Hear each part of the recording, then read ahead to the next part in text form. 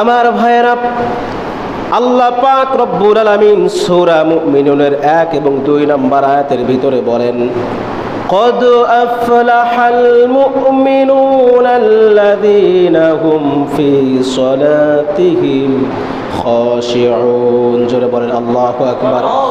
আমার আল্লাহ পাক বলেন, ও দুনিয়ার মানুষ তোমরা শোনো, তোমাদের ভিতরে ওই মানুষগুলো, ওই মুমিনগুলো হবে সফল কাম মুমিন, ওই বান্দাগুলো হবে সাকসেসফুল মুমিন যারা খুশু এবং খুজুর সাথে নামাজ আদায় করেছে। বলেন তো, আমরা যে নামাজ পড়ি এই নামাজের ভিতরে খুশু খুজু আছে নাকি? নামাজের ভিতরে খুশু খুজু আছে? আমাদের নামাজের ভিতরে খুশু খুজু নাই। অথচ আল্লাহ রাসূল সাল্লাল্লাহু আলাইহি ওয়াসাল্লাম বলেছেন, মানুষদের ভিতর থেকে সর্বপ্রথম ইবাদতের মধ্য থেকে খুশু এবং খুজু উঠে যাবে। আল্লাহ রাসূল বলেছেন, আউয়ালু শাইইন ইয়ারফাউ মিন হাযিহিল উম্মাতিল খুশুউ হাত্তা লা তারা ফিহা খাশিআ। সর্বপ্রথম আমার উম্মতদের মধ্য থেকে, তার ইবাদতের মধ্য থেকে খুশু এবং খুজু নাম এই জিনিসটা মানুষদের মধ্য থেকে উঠে যাবে। আল্লাহ রাসূল সাল্লাল্লাহু আলাইহি ওয়াসাল্লামের জামানায় একজন সাহাবী নামাজ পড়তেছিল। সেই ব্যক্তি নামাজের ভিতরে তার দাড়ি বারবার খেলাল করতেছিল, দাড়ির ভিতরে বারবার হাত দিতেছিল। আল্লাহ রাসূল সাহাবীদেরকে ডেকে ডেকে বললেন, ও আমার সাহাবীরা শোনো, ওই যে আমার সাহাবীটা নামাজ আদায় করতেছে, দেখো ওই ব্যক্তিটির নামাজ কিন্তু নামাজ হচ্ছে না। আল্লাহ রাসূলের সাহাবীরা বলল, কেন? আল্লাহ রাসূল বললেন, তার ভিতরে খুশু খুজু নাই। সাহাবীরা বললেন, ইয়া রাসূলুল্লাহ, ইয়া হাবিবাল্লাহ, কেন খুশু খুজু নাই? আল্লাহ রাসূল বললেন, তার ভিতরে যদি খুশু খুজু থাকতো তাহলে সে নামাজের ভিতরে বারবার তার দাড়ির ভিতরে হাত দিত না। বলেন আল্লাহু আকবার।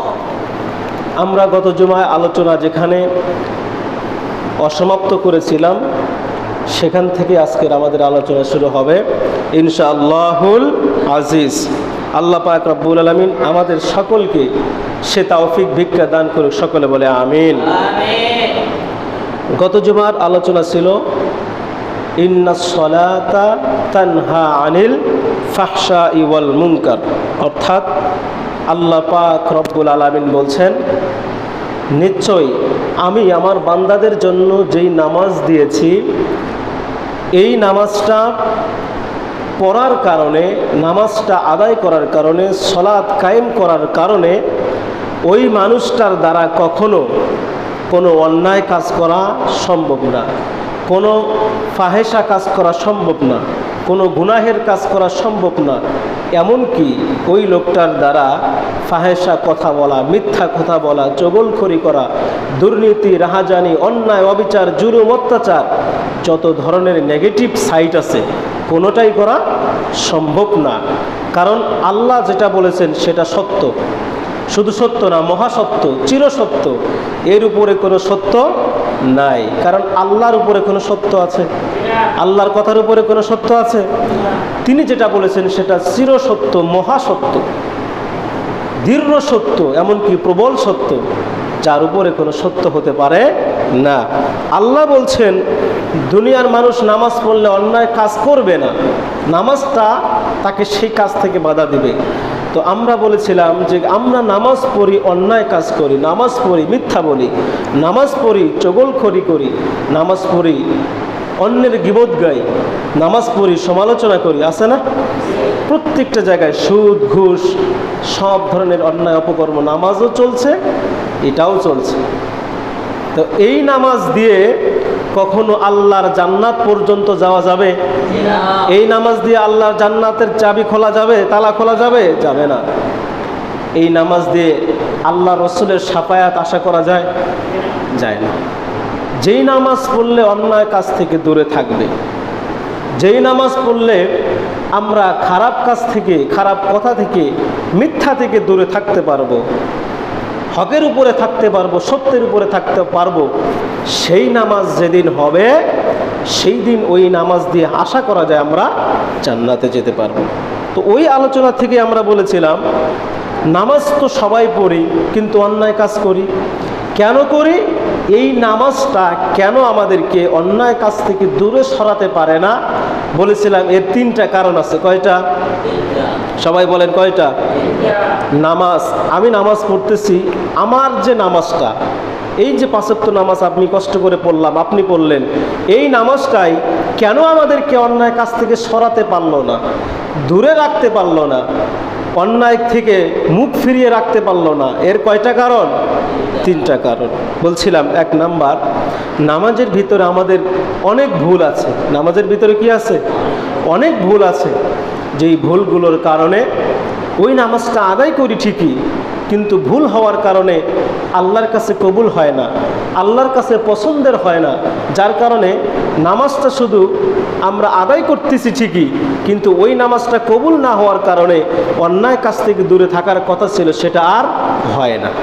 তাহলে নামাজের ভিতরে কি আছে? আমাদের ভুল আছে। ভুলগুলো সংশোধন করতে হবে না? ভুলগুলো সংশোধন করার জন্য যে বুঝে, যে জানে, ওই ব্যক্তিটার কাছে যাওয়া লাগবে তো নাকি? তার কাছে যাইতে হবে, তার কাছে শুনতে হবে, জিজ্ঞাসা করতে হবে। লজ্জা শরম পাওয়া যাবে না, লজ্জা করা যাবে না। লজ্জা যে করে, ওই যে গ্রামের একটা ভাষায় মানে কথা বলে, যে ব্যক্তি লজ্জা পায় সে নাকি গরম ভাত পায় না, এরকম একটা কথা বলে না? বলে না কথা? এরকম একটা গ্রামের কিন্তু প্রবাদ বাক্য আছে, যে লজ্জা পায় সে গরম ভাত পায় না। তো আসলে এই কথাটা এরকমই। লজ্জা পাইলে আমি কখনো কোনো কিছু শিখতে পারবো না, শেখার কোনো বয়স নাই। আছে? আল্লাহ রসুল সাল্লাল্লাহু আলাইহি ওয়াসাল্লাম বলছেন, একজন মানুষের জন্ম যেদিন হবে সেদিন থেকে নিয়ে, বুঝ হওয়ার পর থেকে নিয়ে মৃত্যুর আগ মুহূর্ত পর্যন্ত তার শেখার বয়স। মৃত্যুর আগ মুহূর্ত পর্যন্ত কি শেখার বয়স? কিন্তু আমরা তো সেটা লজ্জাবোধ করি। আমরা মনে করি আমার 60 বছর হয়েছে, হুজুরের কাছে যাব, হুজুর মনে করবে যে এত বছর বয়স হয়েছে এখনো কোনো কিছু জানে না। এটা স্বাভাবিক, সবাই সব কিছু জানবে এটা তো না। আপনি যেটা জানেন আমি জানি না, আপনার ভিতরে যেই কাজ করার অভিজ্ঞতা আছে ওইটা আমার নাই। আবার আমি যেটা করতে পারবো আপনি সেটা পারবেন না, আমি যেটা জানবো আপনি সেটা জানবেন না। তো এইরকম প্রত্যেকটা মানুষ, এজন্য দুনিয়াতে কোনো মানুষ কামেল না, পরিপূর্ণ না। ত্রুটি সবার ভিতরেই কি আছে, সামান্য পরিমাণে ত্রুটি হলেও কি সবার ভিতরেই আছে। সবাই জ্ঞানে পরিপূর্ণ হবে না। দুনিয়ার ভিতরে বড় বড় স্কলার জানি, শায়েখ আহমদুল্লাহ, বিজারুর রহমান আজহারি বলি, ডক্টর এনায়েতুল্লাহ আব্বাসী বলি, কত বড় বড় স্কলার আছে, সবাই পরিপূর্ণ? কারো না কারো ভিতরে কোনো না কোনো কমতি আছে। কামেল কেবলমাত্র শুধুমাত্র আমার আল্লাহ এবং তার হাবিব সাল্লাল্লাহু আলাইহি ওয়াসাল্লাম, ওনারা ছাড়া আর দুনিয়াতে কেউ কামেল না, কেউ কামেল না। তাহলে মানুষের ভিতরে ত্রুটি আছে। এজন্য আপনি যেটা জানেন না, যে জানে তার কাছে গিয়ে জানবেন। আমাদের হেফজখানার হুজুর ছিল হাফেজ মাওলানা শাহিন আলম সিদ্দিকী, আমার হুজুরের নাম। তো ওনার কাছে একটা ঘটনা শুনছিলাম ওই সময় ছোটবেলায়, যে একটি কুকুর কখন সাবালক হয়, কুকুর কখন সাবালক হয়। একজন আল্লাহর ওলিকে প্রশ্ন করা হয়েছে, তো উনি এটা বলতে পারে নাই। একটা আলোচনার ভিতরে এটা আলোচনা হচ্ছে, তিনি বলতেছে তার মুরিদদেরকে যে আমি কুকুর কখন সাবালক হয় এটা শিখছি কার কাছে জানেন? এটা শিখছি আমি একটা মুসির কাছে। মুসি বুঝেন তো, যে জুতা সেলাই করে। তো আমি রাস্তা দিয়ে যাচ্ছিলাম, একজন মুসি দেখি সে জুতা সেলাই করতেছিল। তো আমি কুকুর কখন সাবালক হয় এটা জানতাম না। তো ওই মুসিকে জিজ্ঞাসা করছিলাম যে চাচা মিয়া বা আঙ্কেল, কুকুর কখন সাবালক হয়? আমি তো এটা জানি না, আপনি কি জানেন? জানলে আমাকে বলে দেন। তখন তিনি বলল যে কুকুর তখন সাবালক হয় যখন সে তার এক পা তুলে প্রস্রাব করে। কি করে? কুকুর কি প্রস্রাব করতে পা তুলে না? পিছনের একটা পা তুলে, যেদিকে প্রস্রাব করবে সেদিকে পা তুলে প্রস্রাব করে। তো তিনি বললেও যে কুকুর যখন সাবালক হয় কখন? যখন পা তুলে প্রস্রাব করে। তো তার মুরিদদেরকে বলল যে ওই একটা জিনিস শেখার কারণে আমি তাকে ওস্তাদ হিসেবে মানি, তাকে আমার মাথার তাজ মনে করি। এজন্য রাস্তাঘাটে যেখানেই তাকে দেখা পায় তাকে আমি সম্মান করি। সুবহানাল্লাহ বলেন। একজন মুসি তার কাছ থেকে কি শিখছে? সামান্য একটা কুকুর কখন সাবালক হয় এই একটা কথা শিখছে। এই জিনিসটা সে জানতো না, তার কাছে শিখছে, যার কারণে তাকে সম্মান করে। এটা বলার উদ্দেশ্য এটাই যে আপনি আমি সবাই সব কিছু জানবো না, যে জানবে যেইটা তার কাছে জানবেন। আমি যেটা জানবো না, আপনি যদি কোনো একটা জিনিস জানেন, যখন আপনি আমি আলোচনা করব, অনেক বিষয় নিয়ে আলোচনা হবে, তখন আপনার কাছ থেকে আমি এমন কিছু জানবো যেটা আমি কখনো শুনি নাই, ওটা আপনার কাছ থেকে আমি শিখলাম। আবার আপনি এমন কোনো কিছু জানেন না যেটা আলোচনার মাধ্যমে আমার কাছে শিখলেন। এজন্য সবচাইতে উত্তম মাধ্যম হলো, আপনি যেই নামাজের মাসআলা মাসাইল জানেন না, নামাজ কিভাবে পড়তে হয় জানেন না, বা সূরা কেরাত জানেন না, একান্ত হুজুরের কাছে গিয়ে, যখন হুজুরের কাছে কেউ থাকে না ওই সময় গেলেন, তখন তো দুনিয়ার কেউ দেখবে শুধু হুজুর, আপনি আর কে আছে? আল্লাহ। আল্লাহ তখন দেখবে যে আপনি মানুষের গোপনে হুজুরের কাছে গিয়ে গোপনে একটা জিনিস শিখতেছেন। আল্লাহও খুশি হয়ে যায় যে আমার বান্দা লজ্জা পাবে, এই জন্য মানুষের অন্তরালে গিয়ে সে একটা জিনিস শেখার জন্য হুজুরের কাছে গিয়েছে, একজন মানুষের কাছে গিয়েছে। তো আমরা পারবো তো এটা ইনশাল্লাহ? যারা জানি না, চুপচাপ হলেও হুজুরের কাছে গিয়ে চুপচাপ করে গিয়ে আমরা সেটা শিখে নিব। বলছিলাম যে নামাজের ভিতরে আমাদের অসংখ্য ভুল থাকার কারণে এই নামাজ অন্যায় কাজ থেকে আমাদের দূরে রাখতে পারে না। 2 নাম্বার বলছিলাম যে আমাদের নামাজ আমাদেরকে কেন অন্যায় কাজ থেকে দূরে রাখতে পারে না। এর 2 নাম্বার কারণ হলো খুশু এবং খুজু, এই 2টা জিনিস আমাদের নামাজের ভিতরে নাই, যার কারণে আমরা যতই নামাজ পড়ি না কেন এই নামাজ দিয়ে আমাদের কোনো কাজে আসবে না। আমার ভাইয়েরা, আল্লাহ পাক রব্বুল আলামিন সূরা মুমিনুনের 1 এবং 2 নম্বর আয়াতের ভিতরে বলেন, قد أفلح المؤمنون الذين هم في صلاتهم خاشعون। জোরে বলেন আল্লাহু আকবার।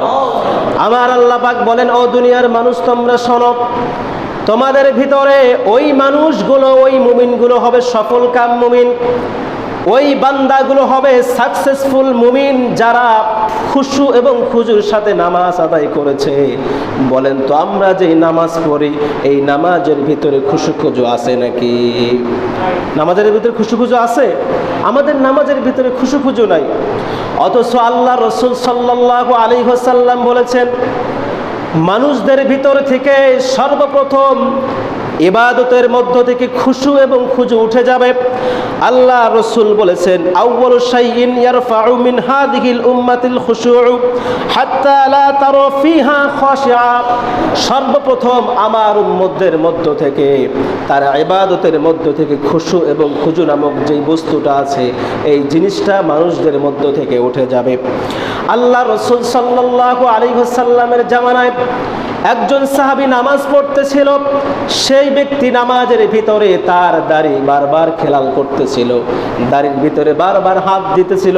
আল্লাহ রাসূল সাহাবীদেরকে ডেকে ডেকে বললেন, ও আমার সাহাবীরা শোনো, ওই যে আমার সাহাবীটা নামাজ আদায় করতেছে, দেখো ওই ব্যক্তিটির নামাজ কিন্তু নামাজ হচ্ছে না। আল্লাহ রাসূলের সাহাবীরা বলল, কেন? আল্লাহ রাসূল বললেন, তার ভিতরে খুশু খুজু নাই। সাহাবীরা বললেন, ইয়া রাসূলুল্লাহ, ইয়া হাবিবাল্লাহ, কেন খুশু খুজু নাই? আল্লাহ রাসূল বললেন, তার ভিতরে যদি খুশু খুজু থাকতো তাহলে সে নামাজের ভিতরে বারবার তার দাড়ির ভিতরে হাত দিত না। বলেন আল্লাহু আকবার। খুশু খুজু এই জিনিসটা ওই সময় থেকে নিয়ে এখন পর্যন্ত আছে।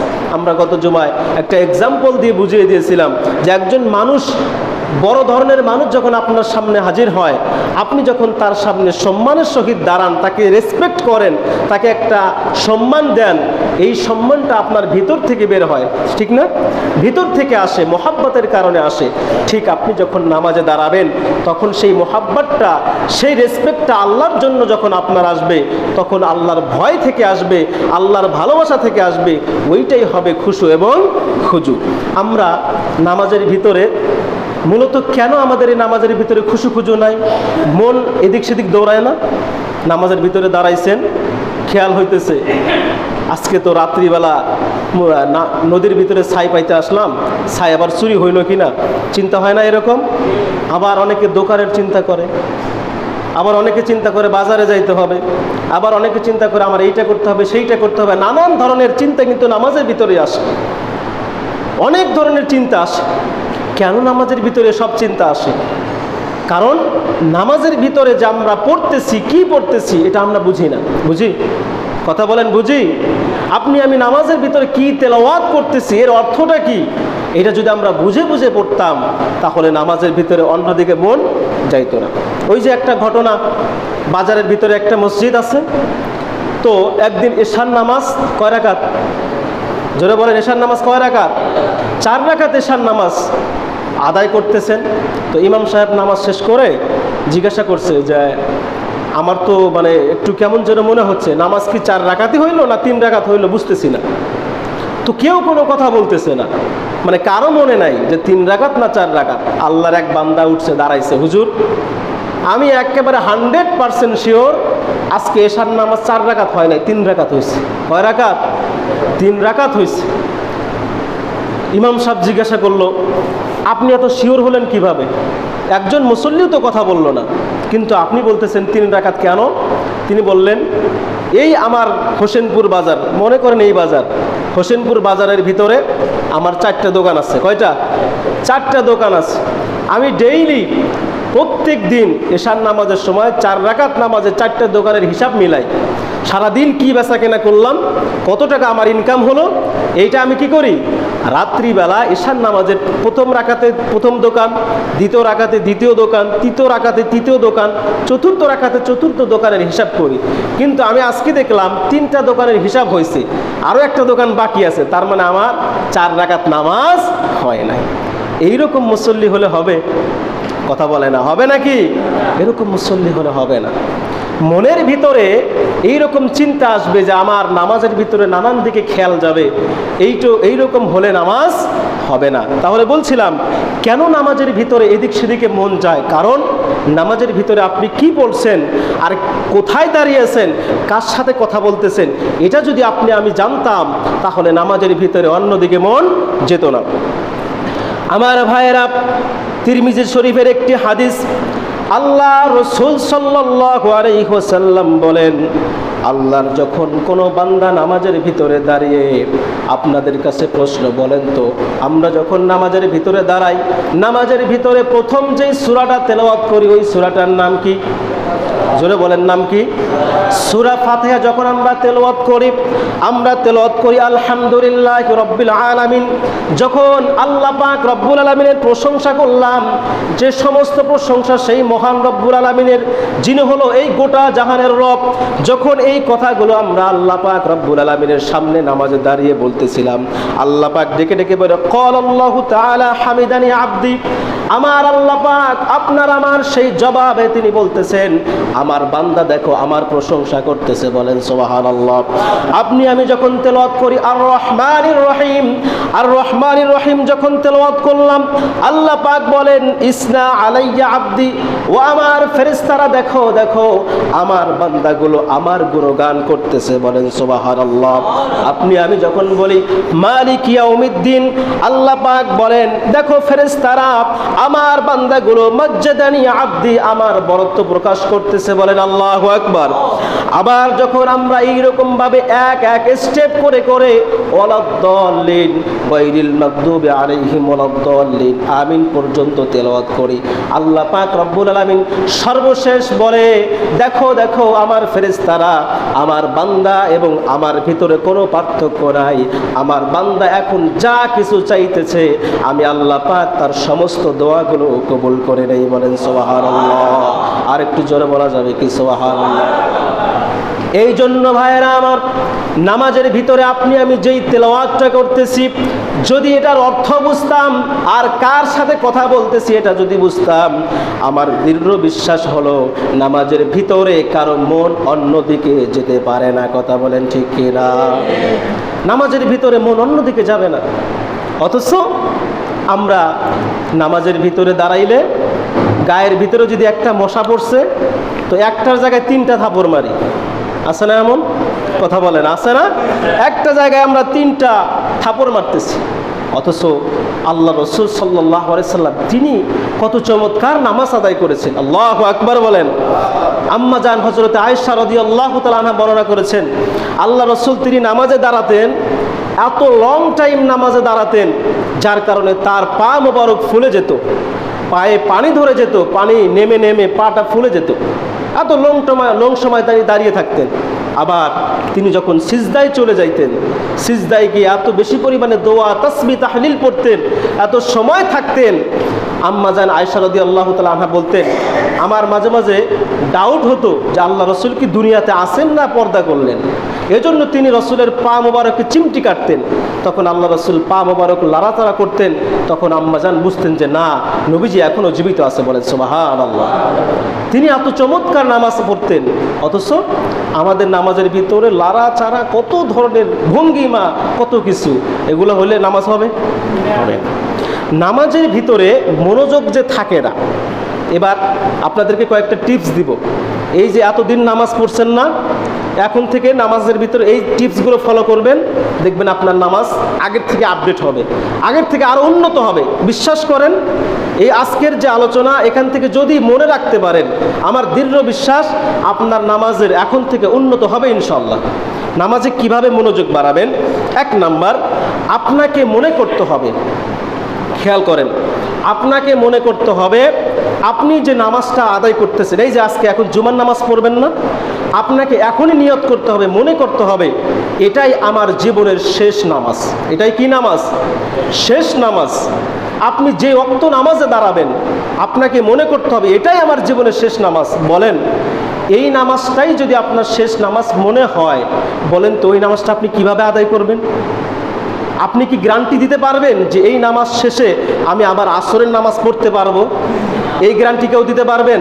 বুকে হাত দিয়ে বলেন যে আমি গ্যারান্টি দিয়ে বলতেছি আমি 70 বছর বাঁচব, 2 সেকেন্ড 1 সেকেন্ড মানে আল্লাহর হুকুম ছাড়া বেঁচে থাকতে পারবো, নিঃশ্বাস ছাড়া বেঁচে থাকতে পারবো, কেউ বলতে পারবো? কথা বলে না, পারবো? কেউ পারবো না। তাহলে এজন্য মনে করতে হবে এই নামাজটা আপনার আমার জীবনের সর্বশেষ নামাজ। যেই মানুষটা 60 বছর নামাজ পড়তেছে, ওই মানুষটাকে যদি বলা হয় যে আগামীকালকে তোমার ফজরের পরে মৃত্যুদণ্ড দেওয়া হবে, কথাগুলো একটু বুঝেন। যদি আপনাকে বা আমাকে বলা হয় যে ফজরের পরে, আজকের এই ফজরের পরেই আপনার মৃত্যুদণ্ড ঘোষণা করা হলো, আপনার শুধু এই সময়টা আপনি নামাজ পড়তে পারবেন। এখন আচ্ছা বলেন তো, এতদিন যে ফজরের নামাজ আদায় করছেন, আর এই যে আজকের যে ফজরের নামাজ আদায় করবেন, এই এতদিনের নামাজ আর আজকের ফজরের নামাজের ভিতরে পার্থক্য হবে কি হবে না? জোরে বলেন, হবে কি হবে না?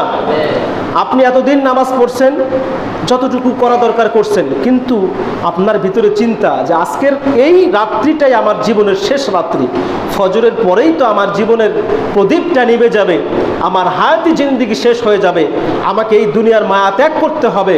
সুতরাং আপনি ওই নামাজটা লং টাইম নামাজ পড়বেন, অনেক কান্নাকাটি করবেন, আল্লাহর কাছে সিজদায় পড়ে কাঁদবেন, আল্লাহর কাছে সিজদায় পড়ে তাসবিহ পড়বেন। আপনি নামাজের ভিতরে সময় দিয়ে তাসবিহ তাহলিলগুলো তেলাওয়াত করবেন, আবার নামাজ শেষে আল্লাহর কাছে 2টি হাত তুলে অনেক সময় রোনাজারি করবেন, কান্নাকাটি করবেন। এই নামাজ আর আপনার 60 বছরের জিন্দেগির যত নামাজ আছে, এটার ভিতরে 1000 গুণ পার্থক্য আছে। কথা বলেন ঠিক কিনা? এই জন্য বলি, আপনি যখন নামাজ পড়বেন, ওই নামাজটাকে মনে করতে হবে আপনার আমার জীবনের এটাই শেষ নামাজ। আল্লাহ রসুল বলেন, ইদা কুমতা ফি সলাতিকা ফাসল্লি সলাতি মাওয়াদ্দি', অর্থাৎ আপনি যখন যেই নামাজে দাঁড়াবেন, ওই নামাজটাকে মনে করতে হবে এটাই আমার জীবনের শেষ নামাজ। তাহলে কি বলছিলাম, যে নামাজের ভিতরে মনোযোগ যে থাকে না, এই মনোযোগ বাড়ানোর জন্য আপনাদের টিপস দিব 4টা। কয়টা? তাহলে 1 নাম্বার হলো মনে করতে হবে এটাই আমার জীবনের শেষ নামাজ। 2 নাম্বার, আপনাকে মনে করতে হবে আমি আমার রবের সামনে দাঁড়িয়েছি।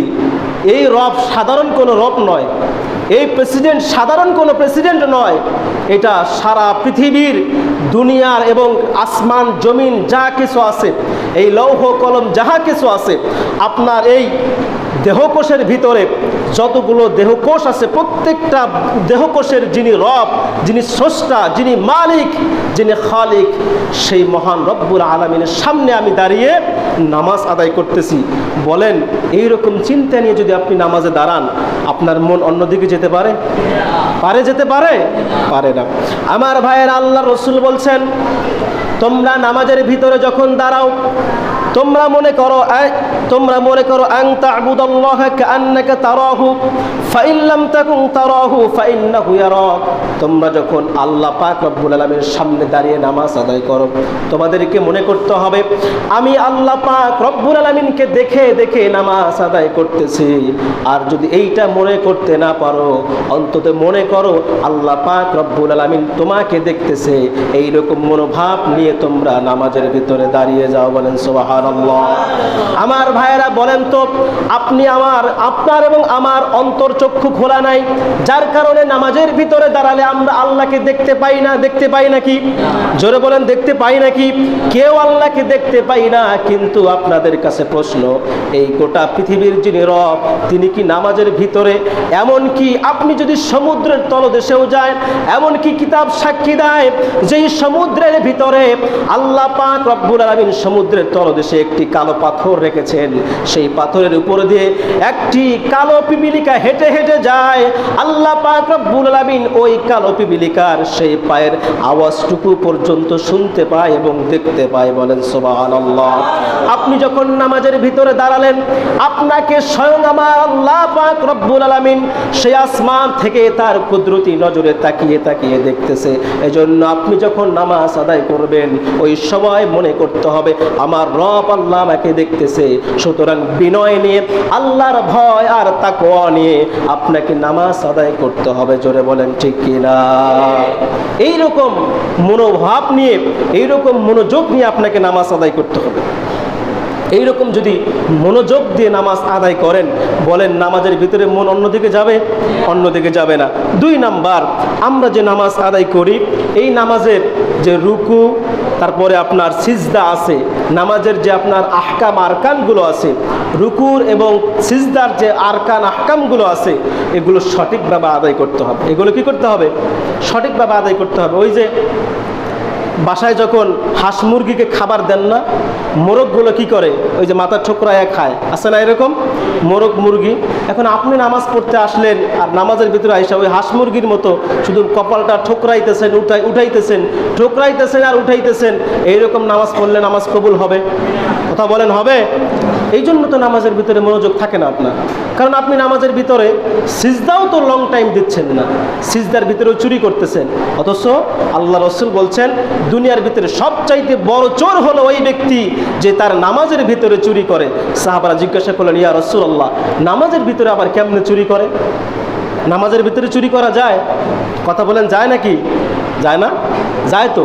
আল্লাহ রাসূল বলছেন যারা নামাজের ভিতরে রুকু এবং সাজদা দ্রুত দেয়, অর্থাৎ ওই যে কাউয়ার মতো, বক বা মুরগি, হাঁস মুরগির মতো শুধু ঠোকর দেয় আর উঠায়, এইরকম যারা সিজদা দেয়, এইরকম যারা রুকু করে, এরা হলো দুনিয়ার ভিতরে সবচাইতে বড় চোর এবং বড় বাটপার। বলেন নাউজুবিল্লাহ। এমন লোক আছে? নামাজটাকে একটু লং করে পড়া যাবে না? হ্যাঁ, দেখাইতেছি, দাঁড়ান। নামাজের ভিতরে তো একটু মনোযোগ দিয়ে পড়তে হইব। খালি দেখাইলে তো হইব না, নামাজেও তো আসতে হইব। অবশ্যই নামাজেও আসতে হইব, দেখাইলেও হবে না, আপনাকেও আসতে হবে, সবাইকে আসতে হবে। মসজিদে এসে নামাজ আদায় করতে হবে। শুধু অযথা সময় নষ্ট করবেন এদিক সেদিক, হবে না তো। নামাজে আসতে হবে। তবে যেটা বলছিলাম যে রুকু সেজদা সঠিকভাবে আদায় করতে হবে। আপনি এখন রুকু সেজদা কিভাবে দিবেন, এখানে এখন আমি কিভাবে দেখাবো? আপনারা একটা সময় আসবেন যে আসরের সময় আসেন, মাগরিবের পরে আসেন, তারপরে এশার পরে আসেন, ফজরের পরে থাকেন। আপনারা না পারেন তখন জিজ্ঞাসা করবেন, হুজুর এখন আমাকে একটা প্র্যাকটিক্যাল শিখাইয়া দেন। এখন তো আলোচনার সময়। যাই হোক, তারপরেও যতটুকু শেখানো যায় সেটা আপনাকে শিখতে হবে। যে আপনাকে হাত কোথায় ধরতে হবে, হাত কোথায় উঠাতে হবে, কোথায় বাঁধতে হবে, হ্যাঁ, নাভির উপরে বাঁধবেন না নিচে বাঁধবেন, রুকুতে হাত কোথায় রাখবেন, আপনার শরীরটা কতটুকু স্ট্রং থাকবে নাকি আঁকা বাঁকা হবে, তারপর সিজদায় গিয়ে কতটুকু সোজা থাকবে, এইগুলো আপনাকে সবগুলো জানতে হবে। যেটা বলছিলাম যে নামাজের ভিতরে মনোযোগ বাড়ানোর 3 নাম্বার টিপস, যে নামাজের রুকু সাজদার যে আরকান আহকামগুলো আছে এগুলো সঠিকভাবে আদায় করতে হবে। 4 নাম্বার, 4টা টিপসের কথা বলছি না, 4 নাম্বার, পূর্ববর্তীতে যারা নামাজ আদায় করেছিল তাদের নামাজ থেকে আমাকে শিক্ষা নিতে হবে। কি করতে হবে? পূর্ববর্তীতে যারা নামাজ আদায় করেছে তাদের থেকে শিক্ষা নিতে হবে। কেমন? ওই যেটা বললাম, আল্লাহ রসুল এভাবে নামাজ পড়েছেন। হজরতে আলী রাদিয়াল্লাহু তাআলা আনহু, নাম শুনছেন? তিনি কি ছিলেন? জোরে বলেন, কি ছিলেন? নবীজির সাহাবী এবং নবীজির জামাতা ছিলেন। হজরতে আলী রাদিয়াল্লাহু তাআলা আনহু তিনি কোন একটা যুদ্ধের ভিতরে যাওয়ার পরে তার পায়ের ভিতরে সেই কাফেরদের পক্ষ থেকে একটা তীর এসে লেগে যায়। কোথায় লাগছে? কথাগুলো সবাই খেয়াল করেন এবং মনোযোগ দিয়ে শোনেন। আপনারা ওয়াজ করবেন এগুলা পরে। আমার মনে না থাকলে আপনারা মনে করাই দিবেন যে হুজুর আপনি এই ওয়াজ করছিলেন। আপনারা না পারেন আমারে মনে করাই দিয়েন। আলী রাদিয়াল্লাহু তাআলা আনহুর পায়ের ভিতরে একটা তীর লাগলো। বিষাক্ত তীর লাগার কারণে আলী রাদিয়াল্লাহু তাআলা আনহু ছটফট করতেছে। তার পায়ে থেকে তীর সাহাবীরা খুলতে গেলে তিনি হাউমাউ করে চিৎকার দিলেন, ব্যথা তো, কারণ তীর তো ঢুকে আরেক দিক দিয়ে বের হয়ে গেছে। আল্লাহ রসুল বললেন, ও আমার সাহাবীরা, এভাবে আলীর পা থেকে তীর বের করা সম্ভব না। তোমরা আলী যখন নামাজের ভিতরে দাঁড়াবে তখন তোমরা তার পা থেকে তীরটা বের করো। আলী রাদিয়াল্লাহু তাআলা আনহু তিনি নামাজের ভিতরে দাঁড়ালেন। আজান হয়ে গেল, জামাতের সময় হয়ে গেল, তিনি নামাজে দাঁড়িয়ে গেলেন, নামাজ আদায় করতেছেন। সাহাবীরা গিয়ে তার পা থেকে সজোরে টান দিয়ে সেই তীরটা বের করলো। আলী রাদিয়াল্লাহু তাআলা আনহু বিন্দু মাত্র টের পেলেন না, এমনকি শব্দটাও পর্যন্ত করলেন না। বলেন আল্লাহু আকবার। কি নামাজ আদায় করছেন? একটু আগে তার পা থেকে তীর বের করা গেল না, ব্যথায় ছটফট করলো, অথচ ওই একই ব্যক্তি কিছুক্ষণ পরে নামাজে দাঁড়াইলো, সেইখান থেকে তীর বের করা হলো, বিন্দু মাত্র টের পেল না। আল্লাহ রসুলের একজন সাহাবী আব্বাদ ইবনে বিশর রাদিয়াল্লাহু তাআলা আনহু, রসুল সাল্লাল্লাহু আলাইহি ওয়াসাল্লাম কোনো এক যুদ্ধে গেলেন সাহাবীদেরকে সাথে নিয়ে। সেই যুদ্ধে সাহাবীদের আঘাতে একজন কাফেরের স্ত্রী মারা গেল। কার স্ত্রী? কাফেরের স্ত্রী মারা গেল। ওই কাফের প্রতিজ্ঞা করলো, প্রতিজ্ঞাবদ্ধ হলো, আমি যতক্ষণ পর্যন্ত মুহাম্মাদের সাল্লাল্লাহু আলাইহি সাল্লাম বলেন তার কোনো একজন সাহাবীকে শহীদ করতে পারবো না, ততক্ষণ পর্যন্ত আমি আমার পেটের ভিতরে কোনো আহার বা কোনো খাবার গ্রহণ করব না। এরকম প্রতিজ্ঞা করলেন। আল্লাহ রসুলের একটা আদত বা অভ্যাস মোবারক ছিল, তিনি যখন যুদ্ধক্ষেত্র থেকে আসতেন এসেই তিনি মদিনায় প্রবেশ করতেন না। মদিনার অদূরে কোথাও একটা তাঁবু গাড়তেন, সেখানে এক রাত অবস্থান করতেন, তারপরে মদিনায় প্রবেশ করতেন। আল্লাহ রসুল সেখানে তাঁবু গাড়লেন, তাঁবু গাড়ার পরে আশ্রয় নিলেন, আর দুইজন সাহাবীকে বললেন যে তোমরা আজকে রাত্রি পাহারা দাও। কথাগুলো ভালো করে খেয়াল করেন। কয়জন সাহাবীকে বললেন? দুইজন সাহাবীকে বললেন তোমরা আজকে রাত্রিটা পাহারা দাও। দুইজন সাহাবীর ভিতরে একজন ছিল আব্বাদ ইবনে বিশর, আরেকজনের নাম এভাবে আসে নাই। তো দুইজন রাত্রি পাহারা দিতে লাগলেন। আব্বাদ ইবনে বিশর তার সেই ভাইকে, সহপাঠী ভাইকে বললেন, ভাই দুইজনে রাত্রি জেগে কি হবে, আমি জেগে থাকি, আপনি ঘুমান, আবার কিছুক্ষণ পর আপনাকে জাগিয়ে দেব, আমি ঘুমাবো। তিনি ঘুমাইলেন। আব্বাদ ইবনে বিশর অনেক রাত হয়ে গেল, মোটামুটি 12টা-1টা বেজে গেল। তিনি চিন্তা করলেন অযথা সময় নষ্ট করে লাভ কি, আমি একটু আল্লাহর ইবাদতে দাঁড়িয়ে যাই না, আল্লাহর কুদরতি কদমে সিজদা দেই না। এজন্য তিনি তাহাজ্জুদের নামাজে দাঁড়িয়ে গেলেন।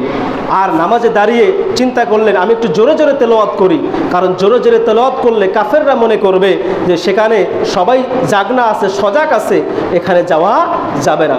তিনি জোরে জোরে তেলাওয়াত করতে লাগলেন। সেই পাশ থেকে সেই প্রতিশোধ পরায়ণ বিশিষ্ট তীরন্দাজ সেই কাফের, সে যখন দেখলো যে আওয়াজ আসতেছে, তেলাওয়াতের আওয়াজ, সে নিশ্চিত করলো, চিন্তা করলো যে এখানে তো অবশ্যই তারা জাগনা আছে, সজাগ আছে, তার কাছে যদি যাই তাহলে আমাকেই উল্টা মেরে ফেলবে। এজন্য সেই বিশিষ্ট তীরন্দাজ কাফের, প্রতিশোধ পরায়ণ সেই কাফের ব্যক্তি কী করলো, সেখান থেকে সেই বিষাক্ত তীর সে আওয়াজ বরাবর লক্ষ্য করে ভেদ করে সেখানে তীর নিক্ষেপ করলো। তীরটা এসে আব্বাদ ইবনে বিশরের সিনা বরাবর লেগে, এই সিনাতে লেগে পিঠ দিয়ে, অর্থাৎ এদিক দিয়ে ঢুকে ওদিক দিয়ে বের হয়ে গেল। আব্বাদ ইবনে বিশর বিন্দুমাত্রও নড়লেন না, এমনকি নামাজও ছেড়ে দিলেন না। বলেন আল্লাহু আকবার। শুধু একবার না, তিনি যখন তেলাওয়াত বন্ধ করলেন না, কাফের দেখলো যে না, মনে হয় তীর লাগে নাই, দ্বিতীয় আবার তীর নিক্ষেপ করলো। সেই তীরটাও এসে আব্বাদ ইবনে বিশরের সিনা বরাবর লেগে এদিক থেকে ওদিকে বের হয়ে গেল, তবুও তিনি নামাজ ছাড়লেন না। আবার কাফের তৃতীয় 3 নাম্বার তীরটা নিক্ষেপ করলো, সেই তীরটাও তার বুকের ভিতরে ঢুকে পিঠ দিয়ে বের হয়ে গেল, তিনি নামাজ ছাড়লেন না। তখন আস্তে আস্তে সে নামাজটা সমাপ্ত করে সালাম ফিরিয়ে তার পাশে সেই ভাইকে ডাক দিয়ে বলল, ভাই তাড়াতাড়ি উঠেন, আমার মনে হয় আর বেঁচে থাকার সময় নাই, আপনি তাড়াতাড়ি উঠেন। তিনি উঠলেন, সেখানে শোরগোল শুরু হয়ে গেল। সকল সাহাবীরা আসলো, এসে বলতেছে, ভাই আব্বাদ ইবনে বিশর, তোমার যখন প্রথম তীরটা লেগেছে তুমি তো তখনই নামাজটা ছেড়ে দিয়ে আমাদেরকে ডাক দিতে পারতা, কিন্তু কেন ডাক দিলা না? আব্বাদ ইবনে বিশর সেদিন জবাব দিয়েছিল, ও আমার সাথী ভাইয়েরা শোনেন, আমি আল্লাহর রাসূলের কদমে দাঁড়িয়ে, খোলা আকাশের নিচে, খোলা জমিনে দাঁড়িয়ে আল্লাহ পাক রব্বুল আলামিনের কুদরতি কদমে সিজদা দিতে গিয়ে এত বেশি মজা পাচ্ছিলাম, আমার একে একে 3টা তীর আমার বুকে লেগেছে, বিন্দু মাত্র আমি কষ্ট অনুভব করি নাই, বিন্দু মাত্র আমি টেরও পাই নাই। জোরে বলেন আল্লাহু আকবার। তারা নামাজ আদায় করেছে এরকম নামাজ, আর আপনি আমি একটা মশা যদি গায়ে লাগে সেই মশার উপরে আঘাত করতে থাকি, পাশে কে আসলো না আসলো সেদিকে খেয়াল করি, এদিক সেদিক তাকাই, ফ্যান গুনি, মসজিদের ফ্যান কয়টা, মসজিদের সামনে কেমন টাইলস লাগানো হয়েছে, মসজিদের ফ্লোরে কেমন কার্পেট বিছানো হয়েছে, মসজিদটা কত চাকচিক্য, এইরকম চিন্তা করে আমরা নামাজ পড়ি।